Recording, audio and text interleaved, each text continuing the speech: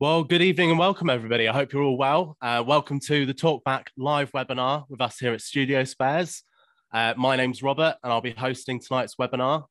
We're very excited to have you all here with us today. I'm just going to give it a few minutes for people to come in and just get adjusted, make sure we're not missing anyone. But yeah, in the meantime, just drop in the comments where you're from. Have you joined us on a webinar before? We'd love to know a little bit more about you. So yeah, please just leave a little message and we'll pick those up.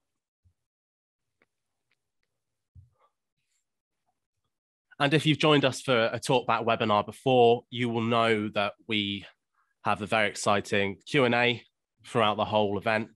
So if you've got any questions for our guests this evening, make sure you leave those and we'll get to as many as we can by the end of the webinar. No promises we'll get to them all, but we'll do our absolute best. Hello from Mexico City. Welcome. And Norfolk. Great stuff. No, thank you very much for joining us. So yeah, it looks like people are starting to come in now. Bristol, Lincolnshire, great stuff. And yeah, has anyone joined us for a webinar before? Oh, they're all coming through now. Brilliant. So those of you who just joined us, welcome to the Talkback Live webinar. As always, we have a very exciting giveaway coming, so you can win yourself something for sticking around, but you do have to stay till the end. And no doubt you will want to, once I've introduced tonight's guest. You're all here for a reason, so I won't blabber on for too long, but do make sure you stay to the end, ask your questions throughout, and I'm sure we'll have a great evening. So tonight, I'd like to introduce our special guest. Our very special guest this evening is Mr. Trevor Coley, the CEO, founder, and designer of UK-based microphone company, Sontronics Microphones. The multi-award-winning British microphone company, Sontronics, was launched at NAMM in 2005 and have grown from strength to strength, manufacturing world-class studio condensers, ribbons, valve, and dynamic microphones. Sontronics pride themselves on delivering excellent audio performance and build quality across their whole range, from the most affordable dynamic microphone to the top of the range models like the Aria. Sontronics microphones can be found in some of the biggest studios, including London's world-famous Abbey Road. We had the pleasure of spending a day with Trevor. I think it was in November, it might have been October. He came to visit us at Studiospares. We spent the whole day learning about the whole range, finding out in-depth knowledge about the company. And it was really exciting. We got the chance to shoot some videos, which can all be found on our YouTube channel. I'm here with sales manager, Mike O'Neill, who is going to be putting a little bit of administration duties in the comments. So he's just posted the link to that. You can check out the whole playlist, all the videos we've made with Trevor. So without any further ado, I'd like to introduce Trevor Coley. Are you there? Can you hear me? I am. Good evening. Hello there, Rob. How are you doing? Yeah, very well. Nice to see you. How are you? Yeah, very well, thank you. And well, I'm surprised and privileged to see so many people joining us here this evening from all over the world. So it's a good morning, a good afternoon, a good evening to anyone that's joined us today. Oh, absolutely. No, well, thank you very much for joining us. We've been looking forward to this for quite a while.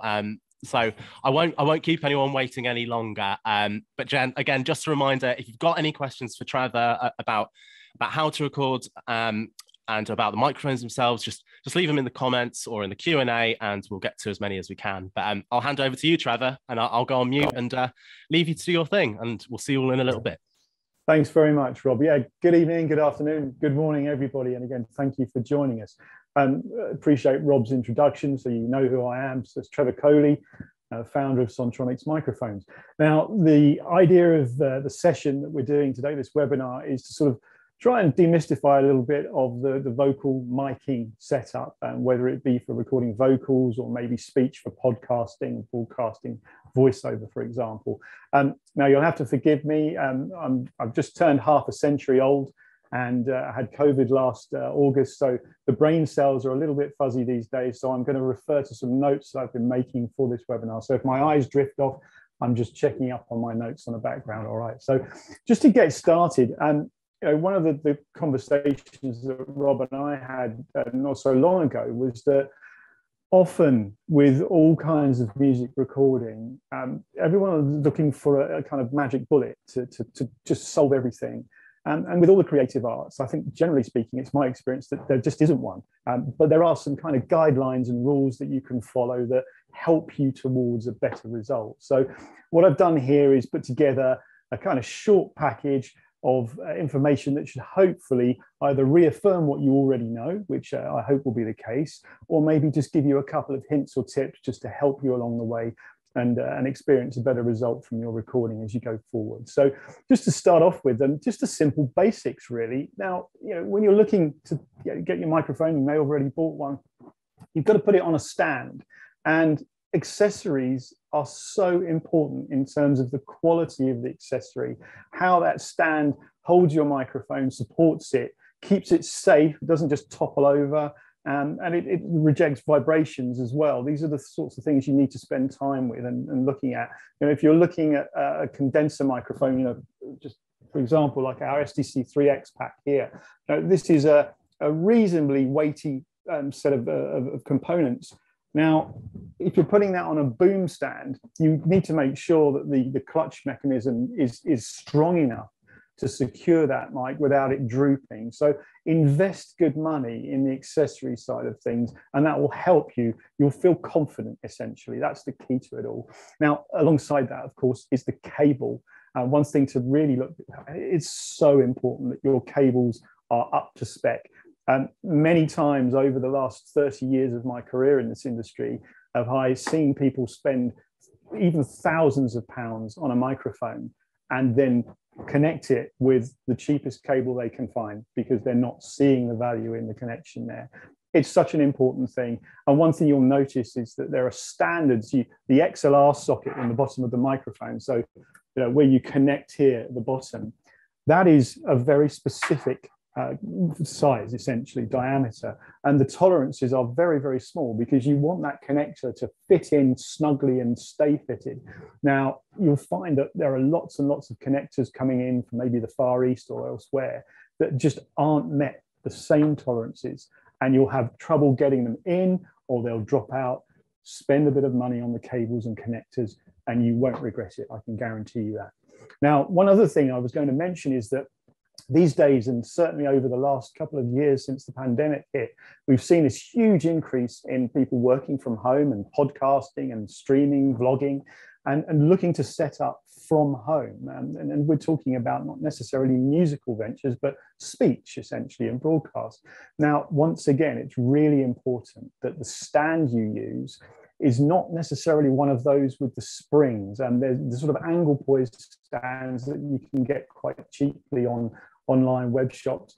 They're a simple, cheap solution, but any vibration, any knock on the table or the desk that they're secured to will rattle through those springs and find its way into the microphone and into your sound. So you don't want that to happen.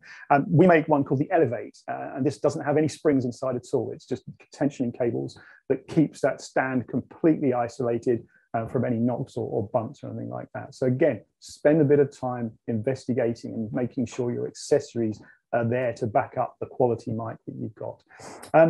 Now, moving on to the actual vocal process itself, looking back over time, you think about it. I play guitar, so if you were going to play a gig, you'd be practicing and maybe doing a bit of, sound checking and stuff before you went on stage. With a vocalist, you need to warm up your voice and doing vocal exercises. If you're recording a vocalist, so you've got an artist in, make sure they're relaxed and get them to do some exercises before you launch into those recordings. It will help loosen everything up and it help them achieve the sort of hitting the right notes, essentially. Now, added to that are little things like not drinking milky or sugary drinks as they coat the vocal cords. And that can, of course, change the quality of your voice. One thing that I've been using for decades, and we're not sponsored or anything whatsoever affiliated, but a company called Vocal Zone makes lozenges, little pastilles, and also teas, which are absolutely fantastic in, dare I say it, clearing the mucus from your throat.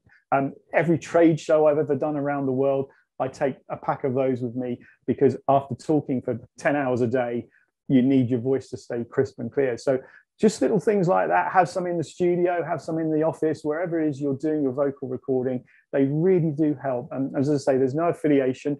It was just by pure coincidence that we were going to get in touch with that company, and we discovered that they're only 2 miles down the road from our office here. So again, just a shout out to Vocal Zone, an amazing product, and they really do help. Now, moving through, just looking at where we go with the microphones, looking at different types, for example. So we're going to be looking at dynamic, condenser, and ribbon microphones. Those are the 3 categories that we'll be generally working with. Now, a dynamic microphone, you'll tend to find is used mainly for live stage performance. So you'll think of something like this, our Sontronics Solo, which is a handheld dynamic microphone. At the same time, we've got broadcast microphones. So the Podcast Pro here is also a dynamic microphone. They have much lower sensitivity than the condenser or ribbon microphones, especially the active ribbon mics, tend to need a lot more gain from the preamplifier or the audio interface or the mixing desk. So that's something to bear in mind. One important factor is that they have no electronics inside at all. So they don't generate any self noise, which is quite a handy thing. So they tend to be a very quiet microphone. They don't do anything until you talk into them. Now, one important thing also is that frequency response, the pickup of the audio bandwidth is narrower than a condenser microphone. The majority of dynamic microphones tend to be in the region of around 50 hertz to around 15 kilohertz. So again, covering all of the vocal frequency range and a little bit more. Keep an eye on frequency response graphs if you're looking to buy one of these microphones, because you're going to want to see that the levels are decent and a reasonable output, and at the same time that it's covering all of the frequency spectrum you want without too many bumps or troughs in that frequency plot. One important thing for us with our dynamic microphones is that we have high power capsules, so the output is much higher than a standard dynamic mic. And the reason at the end of the day is simply that you don't need as much gain. So you're keeping noise levels down and everything in moderation, but a higher, clearer output. Now, one thing that really bothers me, and I think it's all over the internet as well these days, when you see people on stage, for example, an artist is singing and it's all soulful and everything's happening, but they're cupping the microphone right at the grill. Now, I've taken the grill off just to show you this. What's really important here is that when the sound is coming into the front of the microphone here, so into the capsule, as it's passing the front of the capsule, there are these apertures here, which enable the signal to form a cardioid pickup, or in this case, a supercardioid pickup. So this shapes the pickup very much like a heart around that microphone. So very little pickup, if anything, from the rear, and a narrower pickup at the side, and all of the energy coming in the front. The minute you cover those apertures, you turn that capsule into an omnidirectional microphone. And that means it will pick up feedback, it will pick up signals from all directions, omnidirectional. So just bear that in mind if you see your bandmates or you have a tendency to be doing that with the microphone, it's wrong. Hold your microphone like this and you'll never have any problems. Really importantly, once again, a mic like the Solo is designed with the supercardioid pickup, which has this incredible feedback rejection in terms of focus. So you can actually stand between 2 monitor speakers with this mic and it doesn't feed back. So just really important little tips like that. The same with the Podcast Pro. Again, it's designed with the same capsule, identical capsule, but here you have this cage around the microphone with the grills here. Inside, lots of specific materials that help prevent plosives, so pop filter sounds, no P's or B's blasting the capsule, and also sibilance control. We'll get onto that later. But really importantly, because you're most likely going to be using this perhaps in a desktop office environment or a domestic environment somewhere, there will be life sounds around you, potentially washing machines or TVs somewhere or someone mowing the lawn. This has superior noise rejection from the sides and the rear, an incredibly tight focus beam of sound. So again, really useful microphone for that purpose. Moving on to condenser microphones. Now, most of you have probably heard of these. You may even have one yourselves. It's usually the step up, the step that you take for your first studio mic. And they tend to be very sensitive, so high output and crystal clear with their pickup. They're mainly used in the recording studio and any basically isolated environments where you've got little or no chance of any noises coming in to spoil the recording. So an acoustically treated environment, generally speaking. Now, the frequency response for a condenser microphone, something like this, our Sontronics Orpheus. This is a multi-pattern condenser microphone. So it has a cardioid, an omnidirectional, and a figure of 8 pickup as well, which picks up from the front and the rear at the same time. This microphone from 20 hertz to 20 kilohertz. So that's your full frequency resolution, essentially every element of human audio perception, basically, not just hearing, but physical perception too. So it gives you everything you need. Rob also mentioned in his introduction the Aria, which is one of our top-end valve microphones. Now, a valve microphone, in fact, just to be contentious, I've got a different model here. This is our Mercury. This is our flagship valve microphone, a variable pattern mic. A valve microphone, or tube microphone, as it tends to be called in the US, this uses a very old piece of technology in the amplification stage, a vacuum tube, a little glass bulb. These exhibit an incredible natural compression and a harmonic distortion as well. So when you push the valve, when it's warmed up and it's working at temperature, you sing hard into this thing and you get a natural compression. You can hear the body of the microphone and a real sort of solid signal coming through, and harmonic distortion, which humans, it's not a breakup distortion, but it's harmonic, that something just happens in the air. You can just feel something special happening. And these tend to be used in the sort of pro studio environments. They're more expensive, of course, but they are very, very special. It's an old technology that's continued to find its way into the professional audio world. You also find them in guitar amplifiers as well. Some top-end boutique guitar amps also have valves for this very reason, that they have beautiful compression and harmonic distortion. Now, you can also find in the marketplace some beautiful vintage valve microphones, with the actual valves themselves these days. They are what's referred to as NOS, new old stock, which means they've never been used, but they were made many, many decades ago. And we use those in our Mercury Vintage Edition.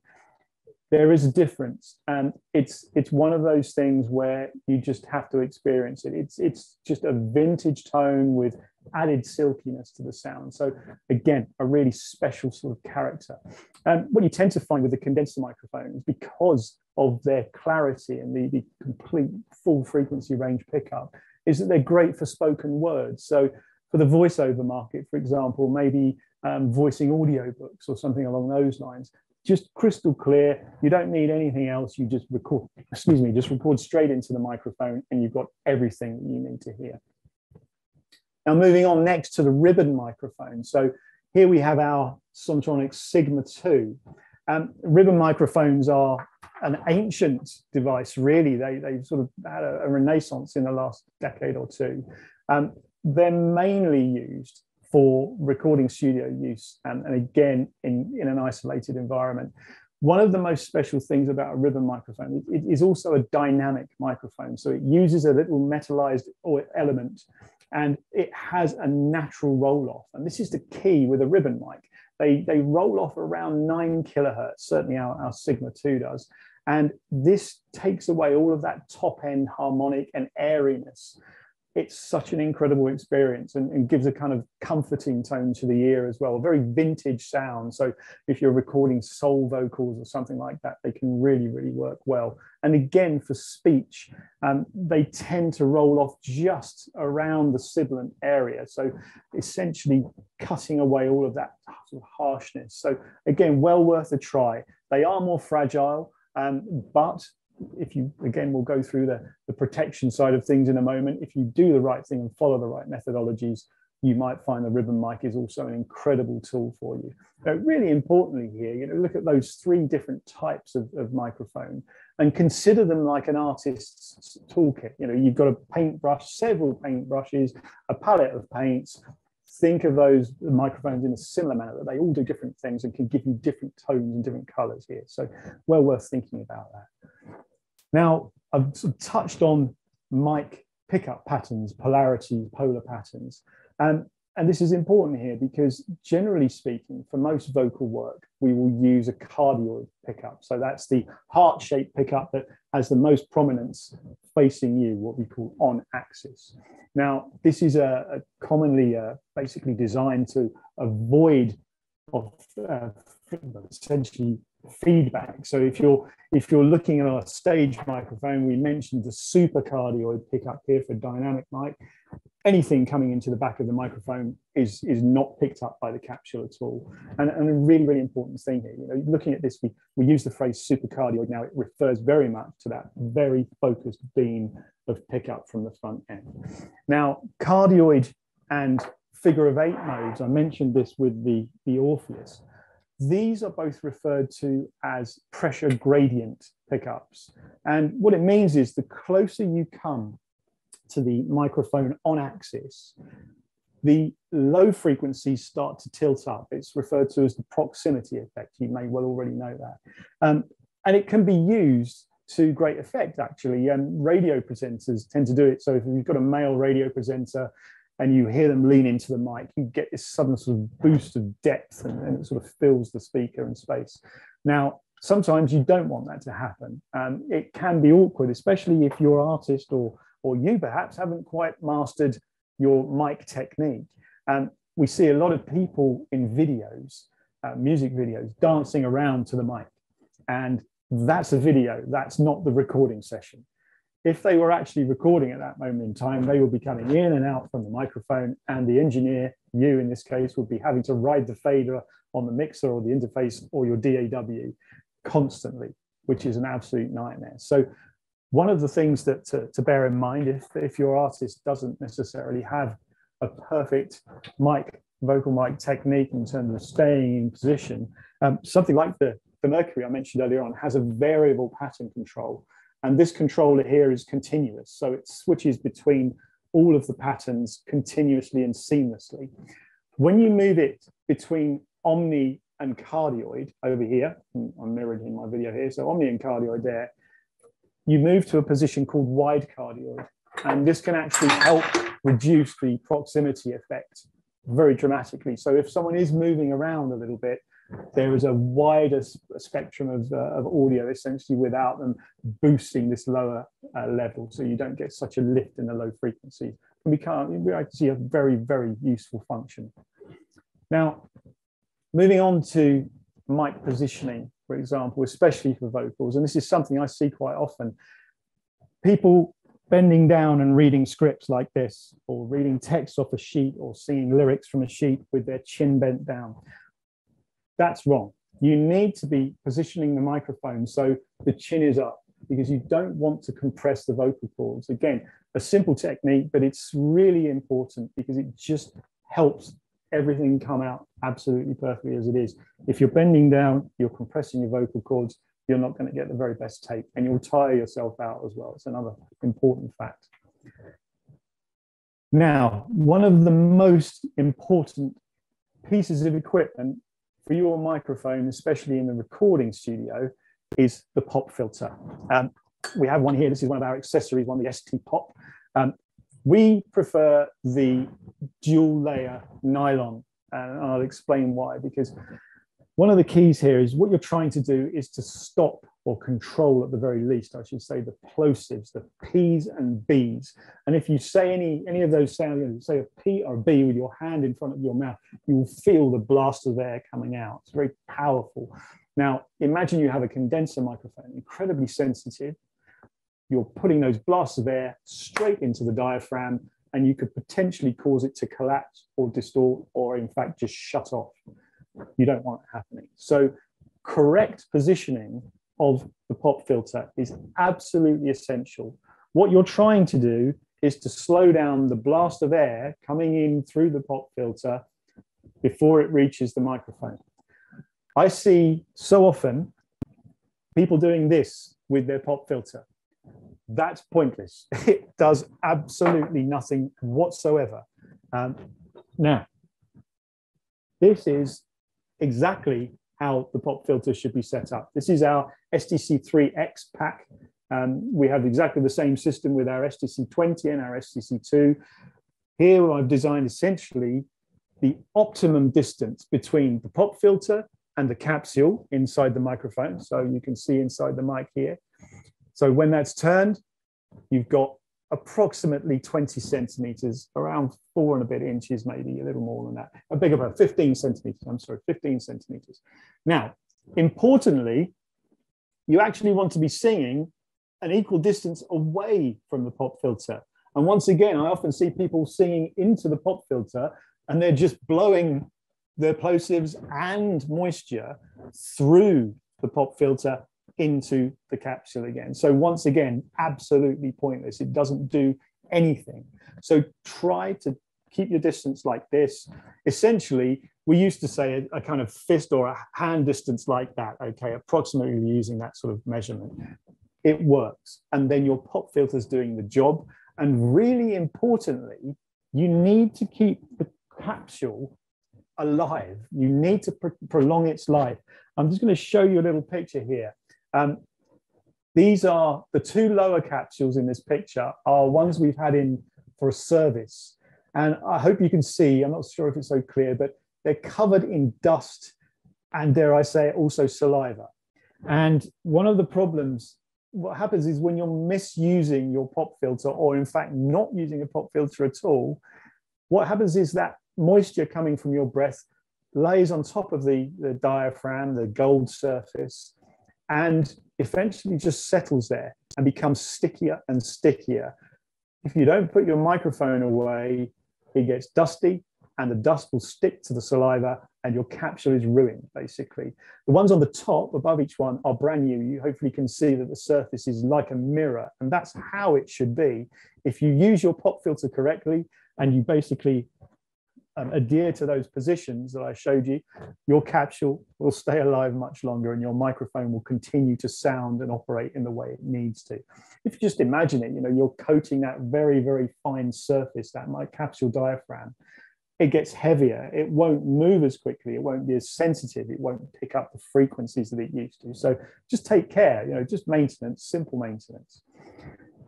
Now, another issue with vocals is sibilance, the t, the s, the k sounds that are really quite harsh and piercing to the ear. They tend to be around the sort of 5 to 8 kilohertz range, and they can be really piercing and ruin a track if they're a problem. There's nothing you can do about a person with a sibilant voice. There is an old trick, one trick that says you can put a pencil in front of the lips, and what that does is divert the blast of S's and T's away, so it's not heading directly to the microphone capsule. But I've yet to meet any artist that wants to stick a pencil in front of their mouth while they're singing. So I think we'll leave that one for now. What you can do, and really important to note here, pop filters have no effect on sibilance. The S's and T's will just fly through there. The frequency they live at just flies straight through without any stopping. So things you can do with the microphone, for example, if we look at the Mercury, normally you'd have it in a vertical position. If you angle the microphone slightly here, so we're going to look maybe sort of 30 degrees, for example, it's still going to pick up everything, okay? So one thing to remember with microphones is, you know, if we're coming and singing into here, this cardioid pickup it's a good few centimeters around the microphone, still on axis, all right? So technically, you've got a couple of options. You can either angle the microphone down, or you could sing slightly off axis of the front. You'll still pick up everything. You get the full sound and energy, but you'll help to avoid and help to control the sibilance. It's impossible to remove it all, okay? So one thing that you can do in terms of your mixing process, for example, monitoring at low levels, and this is a really important thing here, keeping the monitoring levels low will help you identify where there are sibilant passages. They'll start to shine out, basically. You'll hear the s everywhere. Ribbon microphones can help significantly. I mentioned earlier about that roll off at the top end. If you've got an option to use a ribbon microphone, you've got a particularly sibilant voice coming in, or you yourself have that, a ribbon microphone will help in a significant way, most definitely.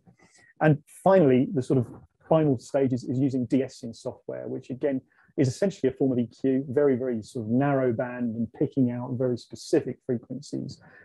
It does work. It's been around for decades now, and I think you could say it's a staple process in most recording studios. So it's worth experimenting.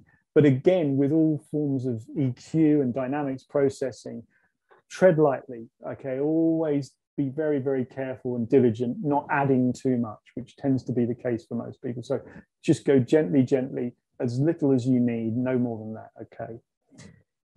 Now, when we're looking at where we're recording, that's a really important factor. Ideally, we want a quieter space as possible. That's the most important thing.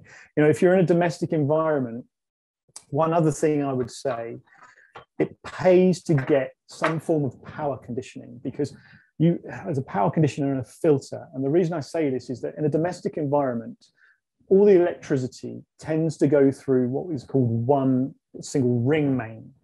And the ring main supplies sockets to everything in your house, including your lighting as well. Imagine you're in the middle of a vocal take, or you're just about to put down a guitar line or whatever it is, and the refrigerator kicks in the kitchen. The compressor fires up, there's a huge draw of current, and there's a click in the audio because suddenly the electricity to the house has changed.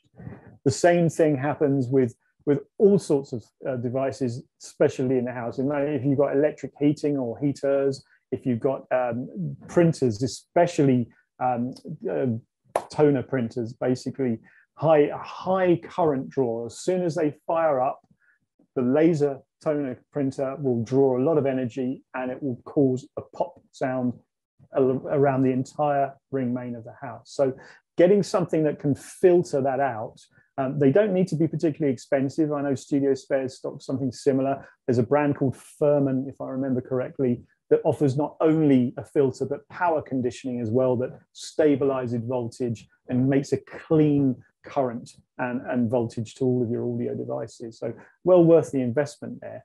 Now, if you're on a low budget, one can't expect you to have fully kitted out your room with a floating floor and acoustic panels everywhere and windows all sealed up and that. That's just not going to happen. So realistically, think carefully, looking at heavy fabrics, okay? Any soft and heavy fabrics in your room will absorb reflection, which is what you want to do here. So even investing in this case, some cheap mic stands, which can just suspend your duvet in a sort of a shelter around the microphone. So have them up above your face, so it's above the microphone itself, and just form a kind of little booth type thing.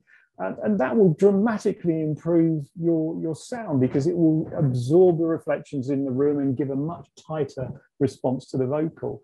Also, the floor, pay attention to this, because some of you might have wooden floors, and believe it or not, the sound will bounce and reflect off your floor. So stand on a rug or a mat or something like that. Again, just throw anything down that's ask the householder's permission first, of course, but any soft fabrics, curtains, duvets, pillows, whatever it is, just form a little sort of cocoon, as it were. And actually, I know of some people that have successfully recorded into their wardrobe. So they've opened up their wardrobe doors and put their mic in front of all their clothing, and the clothes themselves have acted like a shield and an absorber as well. So again, really simple ways of just improving what you're doing at home. You know, it doesn't have to be expensive. That said, if you do have the budget, there are some incredible tools out there, and some things are designed quite well. There's some vocal shields out there that sit behind the microphone, which are reasonably good. They don't necessarily cover the entire microphone and underneath it as well, which is something to bear in mind. But if you do have a decent enough budget, then something like the Imperative Audio vocal booth is probably one of the best devices you'll ever come across. Something that's in fact also portable. It fits around, it's almost like a room itself. It's absolutely astonishing. So that is a pro end without you having to spend thousands and thousands of pounds. So something, again, well worth investing in if you can. Now, hopefully you're all still with me. Gain. I want to talk about gain settings, because one of the biggest issues I have found since starting Sontronics 17, nearly 18 years ago, is that most people don't understand gain settings.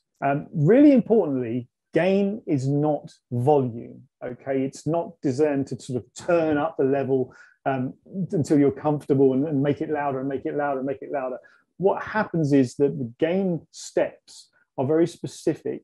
At one point, you need to make sure you have enough headroom so that it can cope with the peaks that come through the microphone. So you've got two things here. You've got, for example, we'll put the Orpheus up in front of your voice, and you're testing and checking, and you'll get the gain to a level where there's no distortion and it's sounding clear and crisp, and your loudest possible phrase is still clear and clean. In your DAW, and I'm going to assume here that most of you have a digital audio workstation or software package that you're recording into, you need to be aiming to keep your settings with an average input level of around minus 12 dB. Peaks no more than around minus 10 dB, so that you've got plenty of headroom in there if there are any surprises. You do not want to be heading your way up towards -6, -4, and then dreaded 0, where there's nowhere to go and only clipping and distortion will live. So these are really important things to do. Often, and this is a really common thing here, you need to think about the musical context. Different musical styles and different vocalists are going to need different approaches. So, there's no sort of one size fits all, no one setting fits all. Imagine Pavarotti, late Pavarotti, and someone like Katie Melua, for example, completely different voices, completely different styles, one with huge amounts of energy and phrasing, the other with a very gentle, delicate, beautiful, clean voice.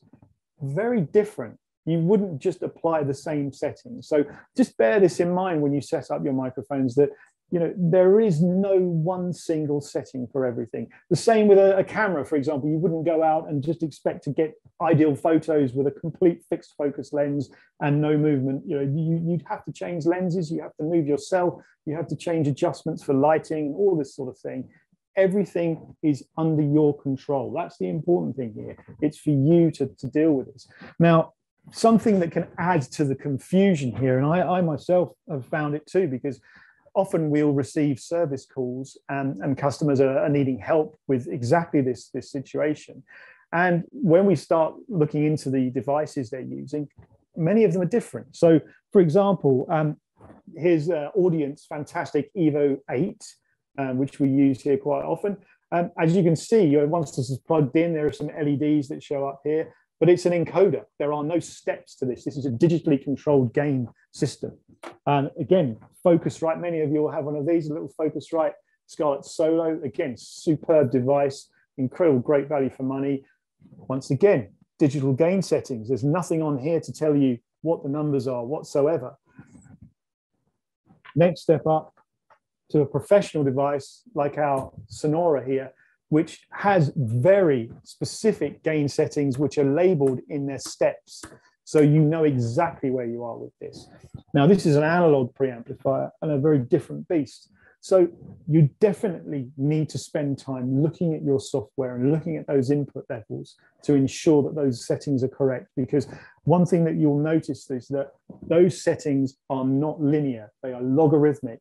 And certainly I've found in many of those audio interfaces that the majority of the gain that you need tends to be at the end of the travel of the knob. So you're then in a very, very difficult area where just the tiniest of turns will suddenly throw you through into distortion. So again, spend some time learning how to use your preamplifier, your audio interface, and that will help you in your gain staging with your microphone so that you're listening to a crisp and clean sound with as little noise as possible. You want to keep those gain levels down, keep it nice and clean, nice and sweet, absolutely perfect.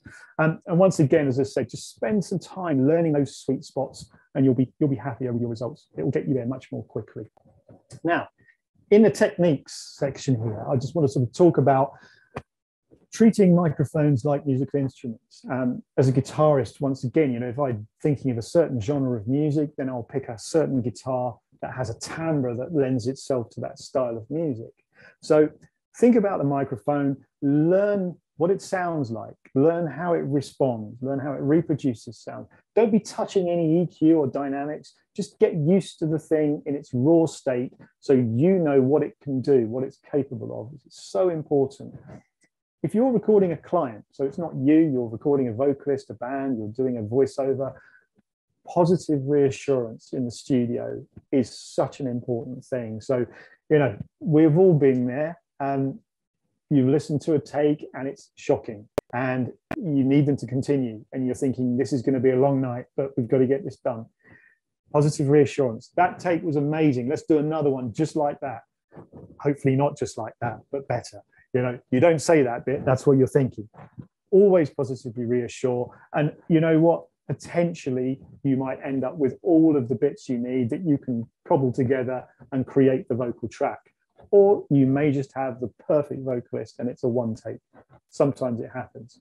Now, one thing that we often say, my colleague Chris, when we're working, doing our workshops to education and touring around the world, talking to students everywhere, what we tend to say, and this is one of Chris's key points, was that if you add a little bit of reverb into the headphones, the vocalist will stay in tune much, much better because they're hearing the tail of their last phrase and they can pick up again much more easily. So it's just a technique. It's just coming through in the monitoring, the fold back into their headphones, a little touch of reverb helps tail out that sound, makes them feel much more comfortable, keeps them in tune. A really, really handy little tip there. Now, one thing that I'm going to touch, I said to Rob earlier today, I'm just going to go very delicately here into EQ because it's a minefield. One thing that you'll see if you check out our website or you've seen any of our seminars or comments before, we try to avoid EQ where possible because it's designed for fixing and correcting things. And generally speaking, try to avoid it if you can. Choose the microphone for the job. If it doesn't do the job, think about another microphone. But if you have to get to EQ, think about this carefully. For a vocal, anything below 80 hertz is largely irrelevant because the lowest fundamental of the male human voice is around 75 hertz, and it's something that it just doesn't really happen, generally speaking. Between 100 and 300 hertz are the fundamental frequencies, and this is a really busy area. So again, you need to take care here. Realistically, you want your microphone to be as linear as possible. You don't want to see any peaks or troughs on that frequency graph, and that's an important thing here. Coming up from 300 to around 350, all the way up to around 600 is the kind of main body, the main essence of the vocal sound. And once again, a linear response on the microphone is a huge help. This is where things can sound really boxy. It's all in the sort of high mids, mid area, which is just really dangerous. So again, diligent use of any EQ, avoid it if you can. Above there, when we enter the sort of 1 to 2K region, a little scoop out from there, subtractive EQ, can really help that vocal sit in a mix. It sort of gets it away from the busy area of where the other instruments might be fighting, and it does actually help it sit more comfortably. In fact, some of our microphones, particularly the Aria, which is our top-end vocal valve mic, has been designed with that in the frequency response itself. So once again, you don't need to touch EQ. The mic is doing that job for you. And beyond there is the sort of 5 to 8 kilohertz sibilant area. And we've talked about sibilance already. Just tread with care here. Once again, if you've got a de-esser, that might be worth using just to control things there. The minute you start playing with EQ in that area, it can send things very, very wrong. So just bear that in mind. And really importantly, and I think this is a mistake I see often, when you're listening and you're using EQ, listen to the mix as a whole. Don't just solo the voice and play with EQ, because you're going to need to know how it sits in that mix. You might have created what sounds like the perfect vocal in solo, and you press back into the mix and it's completely wrong. Okay, so spend some time listening very, very carefully to the entire mix so that it's sitting as it should do. Compression. Now, I'm not going to talk about compression, and maybe many of you are here to hear something about compression. I'm not going to mention it. And the reason is there are so many variables. This is a minefield. Compression needs so much care to get it right. And what I will say is this: it's worth your time spent going online or buying some books. Buying some books is a great idea because you've got that information there and it's easier to take in. Believe it or not, it will stay in your memory longer if you read it from a book and take notes. Okay, really important note there. But realistically, go and find the information yourself, because there is, once again, no one solution for everybody. I'd like to actually mention a gentleman called Michael who has his YouTube channel, Michael in the Mix. And what I will say is that Michael is a Sontronics user and has created some incredible YouTube videos. So informative, so easy to understand, a great guy. And I think that Studiospares will put the link into this for you to follow up. And I think you could do well to follow Michael's channel and learn from him. The last thing I'm going to mention here, try and keep this nice and sweet, is just looking after basically your mic and how you treat it. I get so upset when I see microphones just lying around the studio or the office or whatever, and they're not being taken care of.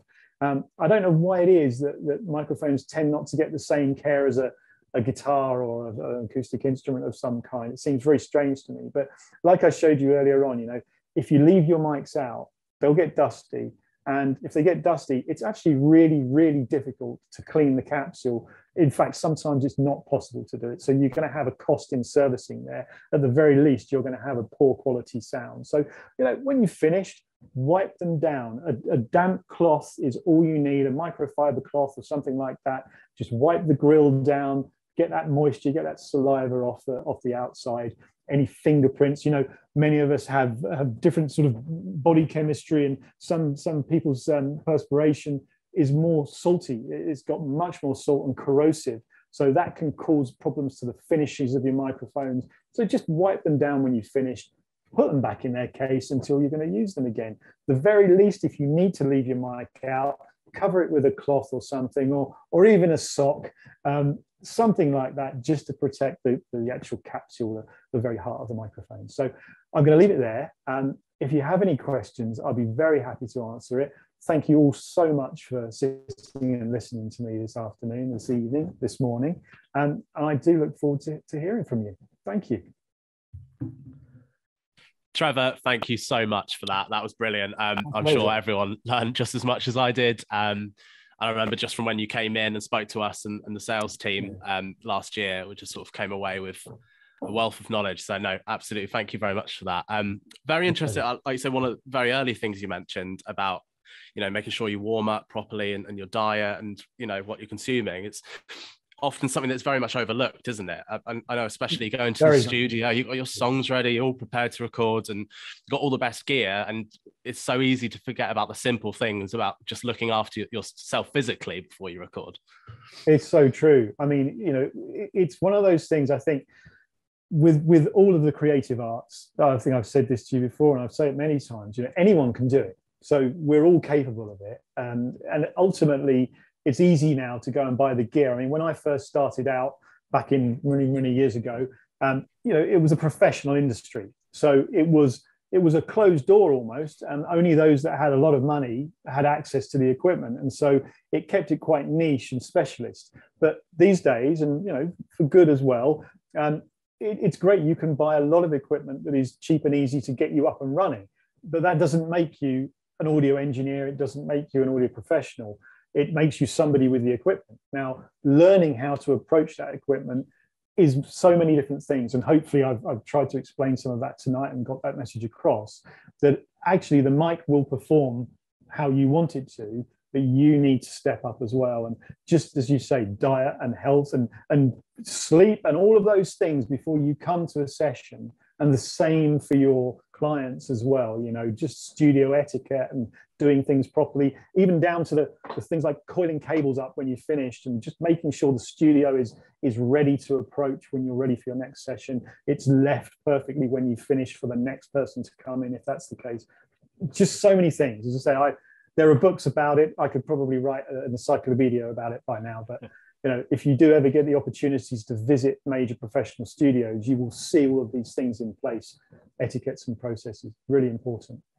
Absolutely. It's those little things that really make a difference to the overall experience. I mean, you don't want to spend a fortune going into a studio and you're tripping over cables as soon as you go in. And Absolutely. It should be the same for your home or project studios or any setup you have. I think just having a good mindset towards that is so important, isn't it? Indeed. We've got some really good questions here. Okay. Try and get through as many as we can. Lots of different ones. So in no particular order, I'm just going to put some of these to you. Just try and get your thoughts on them. So one of the questions was, what about wireless dynamic microphones for recording? And I think just open that up a little bit more broadly, I guess, and just recording with wireless microphones full stop. Would you recommend it or not recommend it, and why? Okay, so we're talking about using a wireless handheld in a recording environment. Is that the question? Yes. Yeah. Well, look, I mean, I would have to query the reasoning for doing that, because my thinking would be that if you are in a room, then you may as well be connecting directly to the recording device with a normal XLR cable and a sort of passive mic in that sense. But wirelessly, for example, let's put it this way. When you see a major rock band or any concert, for example, remember those days pre-pandemic, when you see any rock band and you listen to, you know, any video you see on TV, whatever it might be, has been recorded from live equipment and using wireless equipment, very much so.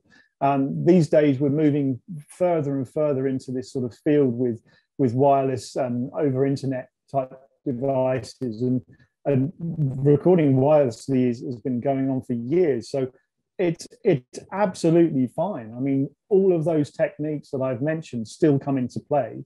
The microphone is the microphone. The wireless bit is just the communication bit. So the only thing to bear in mind, again, this is a kind of a curveball question, because it's an unusual question. There are issues sometimes with interference with wireless devices.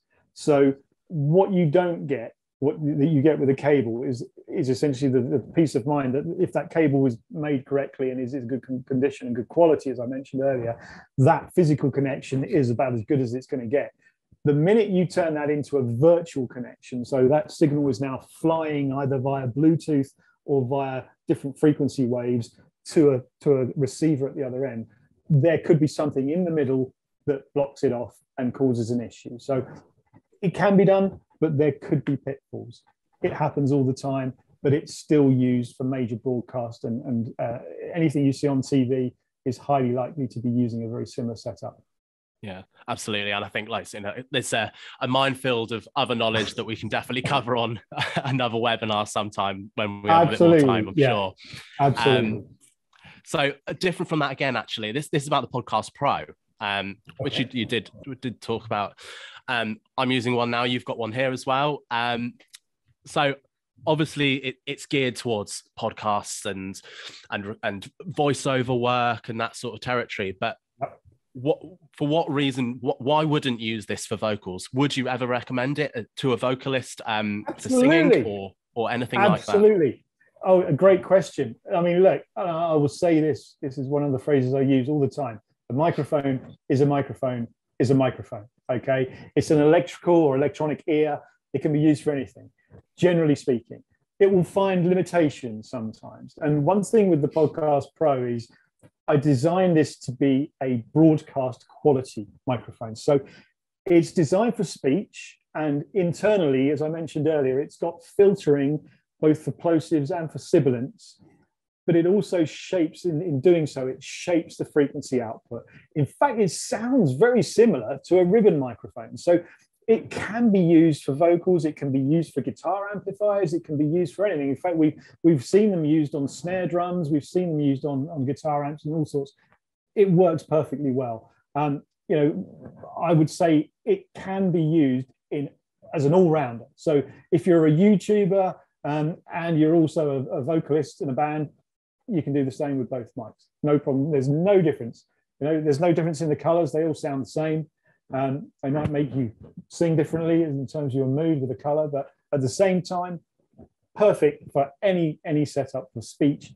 As I said, broadcast, radio, podcasting, audio books, voiceover for adverts or whatever it might be, and singing for a band or for your own pleasure. No problem whatsoever. And you can use it on stage too, because again, I mentioned earlier, that feedback rejection, the off-axis rejection is so strong that you can stand with a set of monitors. Imagine you're doing a gig in a bar or something like that, and you want to take a mic that looks a little bit funky and different to a regular handheld. I mean, they look so different. If you want to create a point of interest, you can take this out with you and gig with it. It will do exactly the job you need it to do. Brilliant. I think that covers it. I hope that covers the question for you. That's great. Right. Right, what we got here? We got a question about voiceovers. So what would you suggest for a voiceover artist who does a lot of animation and expressive voiceover work? A lot of loud, a lot of soft, a lot of dynamics in that. What tips can you offer to somebody to strike that balance between expression and recording quality? Yeah, I understand. And that's a great question, because we deal a lot with the voiceover community. I mean, these are voice actors. So expression is the name of the game. That's the important point here. So again, a microphone which picks up every detail, a microphone which is quick in terms of the transient response. And this might sound unusual, but a dynamic microphone has a slower response than a condenser microphone because of the mechanism, the actual capsule inside. So you want something that reacts to your basically every detail, everything that's coming out of your mouth, every sound, it needs to be there. Your diction is perfect and clear. There's no slurring or delay when it's going through into the recording device. Most importantly, the distance you are from the microphone. I mentioned earlier that pop filter needs to be the specific distance away from that mic capsule. But if you've got one of those voices that's a Brian Blessed huge voice, then you're going to need to stand further back because you've got the projection. Okay, remember what I said about gain staging. Keep your eye on those levels. You want to be sitting around -12 maximum, really. If you're peaking above -10, then you're into the clipping territory. And that basically you want to hand over your recording to your agent or the station or wherever it's going. And if they don't need to do anything with it, they're going to love you. You're going to be top of the list when they're coming for the next ad or whatever it is. So just bear that in mind. Your performance, you can move. I presume you've got the space, let's say that. You've got the space to move away and back to the microphone. So just bear that in mind when you're doing your performance. If you've got a delicate piece of voicing to do, you can move closer to the microphone. That's fine. But you are acting, so you can move in and out. There's nothing wrong with that. Because we're using that pop filter at a specific distance, you can use that proximity effect to basically create a different sound, a different tonal character. So as I said, the closer you move in, you've got that big, rich low end that's there if you've got a deep voice, if you've got that energy there. As you move away, everything levels back out more linear again. So yeah, just move around the microphone a little bit. Don't be tempted to stay in one place and overload the mic on those loud passages. If you've got a small room, so taking it the other way, if you're in a small booth, which I know happens quite often, then you've got to watch those levels very carefully. So practice, use your loudest passage first, check that level. That it's not going to distort from there. And essentially your quietest passages, so your dynamic range is very large, Your quietest passages will probably be expanded by using a compressor expander at the station. They'll probably do that work for you. But essentially, always ensure that that highest level of output isn't exceeding that -10 figure on your software. Hopefully that's answered the question. No, that's brilliant. Really good. Really good. We've got a couple of questions here about guitar, so I'll kind of try and pair those into one. Okay. So one of the questions we've got is they're a singer and guitarist, and they want a bit of just advice and tips on the best ways to record both of those at the same time. You know, getting the same sort of enough separation and clarity and quality of audio on both tracks, whether it's on one track together or two separate tracks.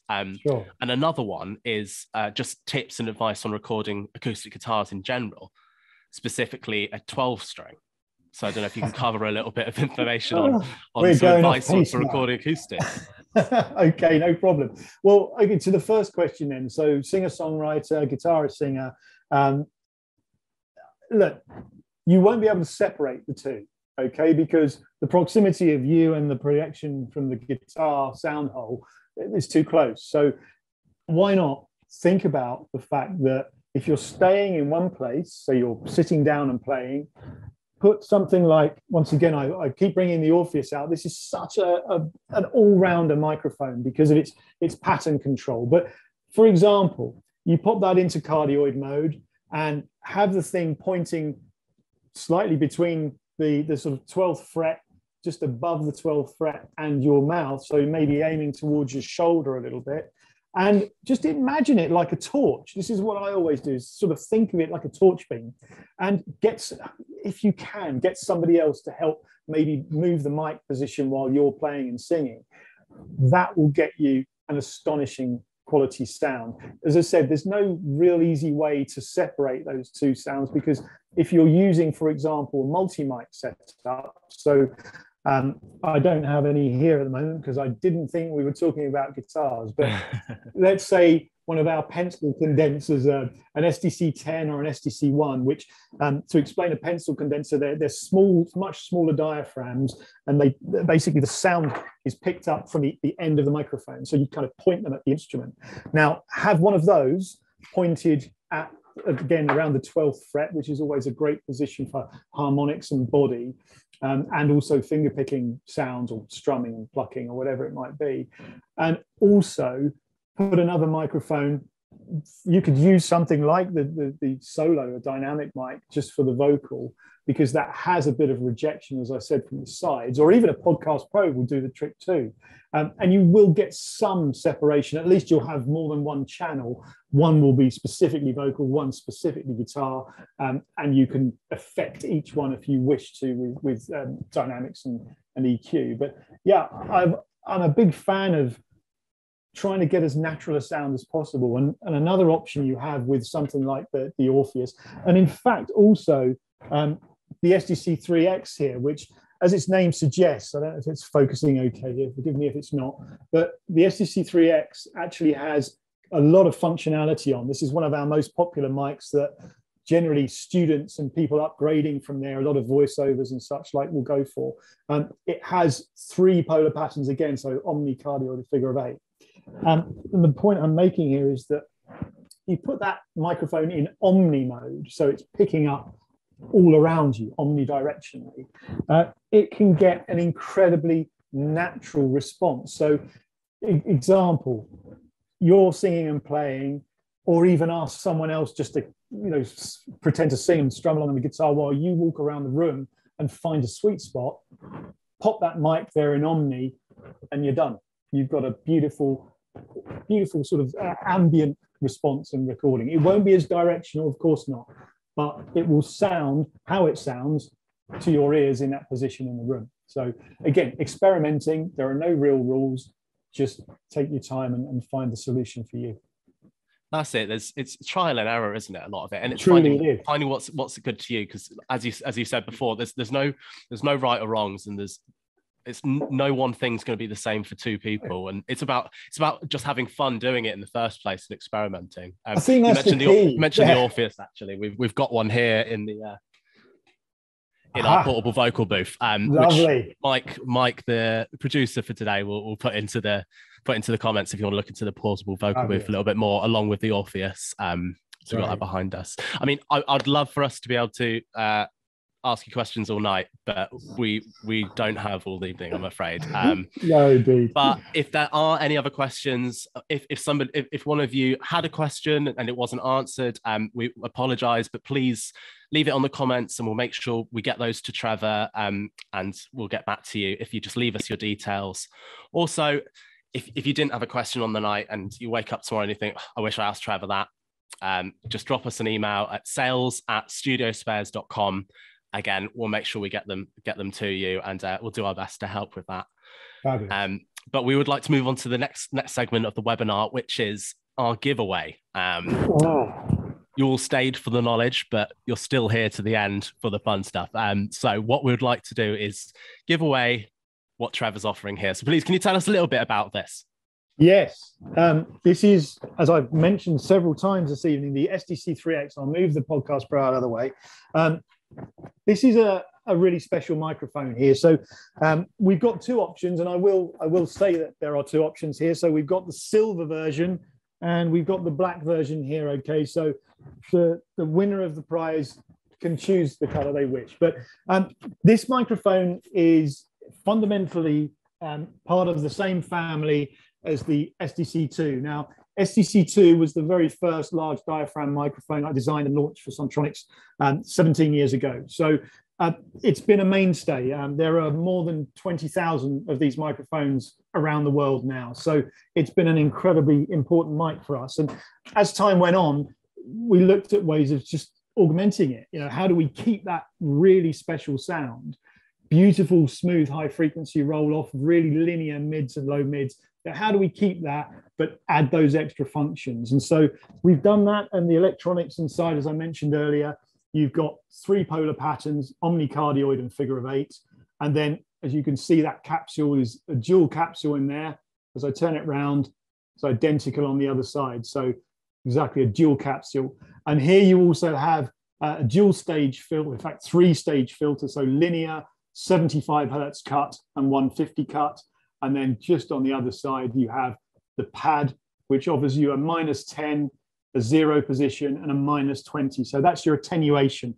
And in fact, just briefly touching back on that question from the voiceover artist, you know, if you do have a particularly strident voice and it's, you know, you don't have enough space to move, you can use that pad function, the attenuation, and it stops the microphone amplifier overloading. And remembering there is an amplifier inside that microphone circuit. So this mic, the SDC3X, has all of that. Included in the package is the shock mount. So let's get that mirroring right. So you've got the shock mount here. You've got also the pop filter as part of the pack, and then a 5-meter XLR to XLR cable included. So it is simply plug in. You need phantom power, okay? So I'll say this as a caveat now. You will require a device with 48-volt phantom power to get that microphone up and running. But if you do, you plug in, fire up, and set your levels, as I've said, and you'll be on the way. Brilliant. Well, what an amazing giveaway we have to one lucky winner that stuck around to the end. Mike's just picking out the names now. So just give us a moment whilst we wait for that. But again, if there's anything you don't understand about that, what's phantom power, etc., anything like that, just ask us, come and get in touch, sales@studiospares.com, and we can help you with anything. So I've got the winner here. Let's just see. So thank you very much for sticking around. The winner is Tim Hinchley. So Tim, please, Tim. We will get in touch with you. But if you could please drop us an email at sales@studiospares.com and we can ensure that you get your prize. So thank you very much, everyone, for sticking around. But we're not quite done yet. To say a big thank you to everyone that did join in today, we have got a special offer from ourselves. So until Friday, we would like to offer all of you 10% off Sontronics microphones. Only exclusive to you guys. The offer is not for everyone. So it's just a little thank you for joining us. So go onto our website, browse the Sontronics range, and when they're in your cart, use the code SON10. That's SON10. And that will get you an exclusive 10% off Sontronics microphones. But as well as that, something we don't normally do, but we're doing another separate giveaway on top of this. We're also going to give away 10% off the Imperative Audio FET Pre. Oh, wow. Now, the FET Pre, this is the wonderful box for it, but this is the Imperative Audio FET Pre. Let's just see if you can see that here. Basically, what this is an inline microphone preamp. I'm sure Trevor knows all about these and can explain a lot better than I can. But basically, the FET Pre is the perfect way to boost your signal with your microphones, specifically your dynamic microphones, without adding any noise or coloration. And it adds 28 dB of clean gain. It just creates this balanced, transparent, pristine sound quality whilst boosting your signal. So we're also giving away these at 10% off using the same code, which is SON10. I believe Mike's going to put a link to both the products and also the Sontronics range for all of you, and the FET Pre, and you can find out a little bit more about it there. But before we go, I'd just like to say a huge thank you, Trevor. It really was a pleasure. It's always nice having you in, and yeah, thank you so much for joining us this evening. Is there anything else you would like to share with everyone before you go?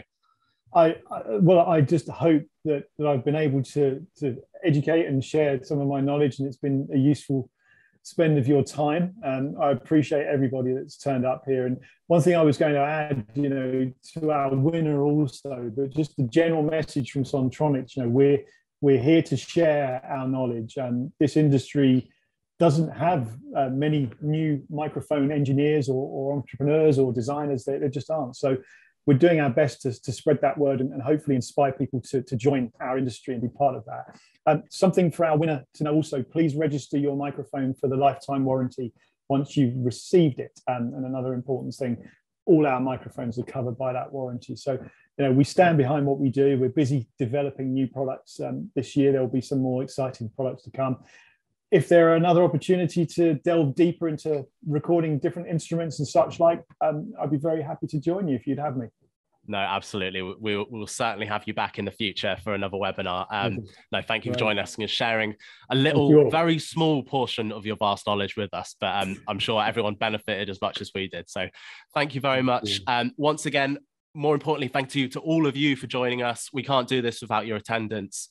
So thank you very much for taking part. Again, any questions you have, sales@studiospares.com or by the phone. The link is in the comments, which will be on this side or this side, depending where you're looking. Get in touch with us anytime. We're more than happy to help. And yeah, we hope you enjoy the rest of your evening, and we'll speak to you all very soon. And you can join us for the next webinar. So keep an eye on your emails, and you'll be hearing more information about that soon.